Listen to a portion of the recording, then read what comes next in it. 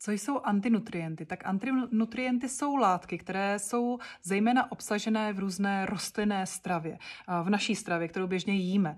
A ty antinutrienty vlastně brání jednak vstřebávání živin, jednak můžou způsobit zažívací potíže a jednak pro citlivé osoby můžou být třeba alergizující anebo způsobovat další zdravotní problémy, které prostě nechceme.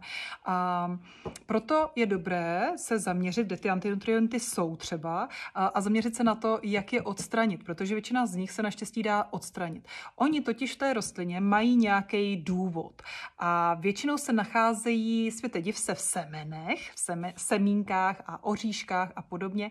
A proč se nacházejí právě tam, je kvůli tomu, že oni vlastně to semínko, když začne klíčit, tak vypustí ty antinutrienty a ono se tím udělá svůj životní prostor. Ono vlastně jako omezí růst ostatních třeba klíčků, které jsou v okolí. Jo. A v našem těle to udělá to, že vlastně jako se zhorší trávení. Už jenom kvůli tomu, aby to semínko třeba mohlo projít tím traktem a mohlo prostě být vyloučeno a zase prostě někde vyklíčit. Že jo?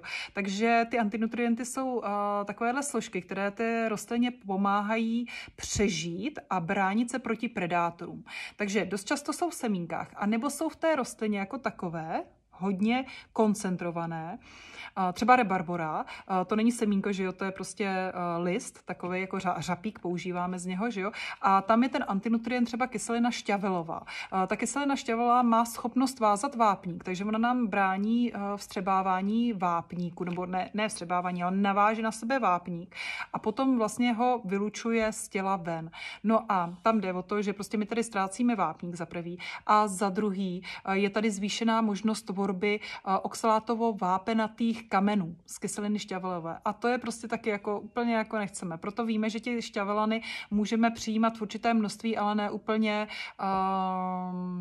ne mnoho. Takže šťavelany to je jedna věc, to je v té zelené, třeba v divokém plevelu, anebo ta rebarbora je plná šťavelanů. Různý prostě jedlý plevele, na ty bychom si měli dávat pozor kvůli tomuhle, že bychom s nimi neměli jako úplně to přehánět prostě celý rok a na husto a třeba špenát a podobně prostě mají jako ty šťavelany a může to pro někoho být větší problém. Pak jsou samozřejmě v luštěninách, to už jsou ty semínka a fazole, tam jsou fitáty, někdy jsou tam lektíny a tady se toho zbavujeme vařením a namáčením. Předtím vlastně, než je uvaříme, tak je namočíme, ideálně na 12 hodin. Oni vypustí ty antinutrienty, jakoby začnou klíčit.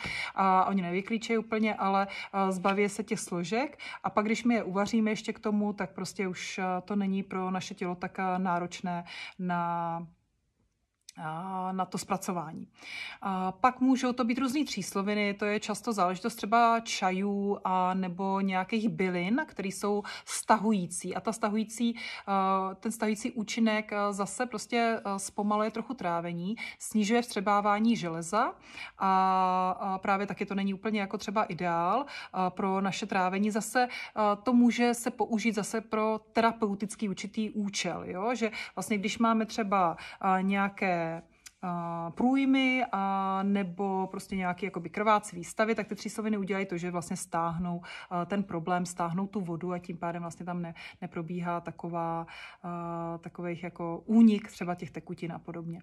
No a pak to můžou být i různý enzymy a podobně, ale vlastně princip je ten, že brání vstřebávání jiných látek a zhoršují nám trávení a vstřebávání tím pádem a proto bychom se jich měli zbavovat a to vařením, pražením u ořechů, jo? Zase ta velká teplota při tom pražení tak zamezí nebo rozruší, oni jakoby naštípe ty různý antinutrienty, že vlastně nejsou pak škodliví. Ta fermentace taky pomáhá klíčení a to namáčení, takže takhle se zbavíme antinutrientů. Jmenuji se Petra Bianka Horvátová, jsem holistická farmaceutka a moji další práci najdete na www.cyklyživota.cz.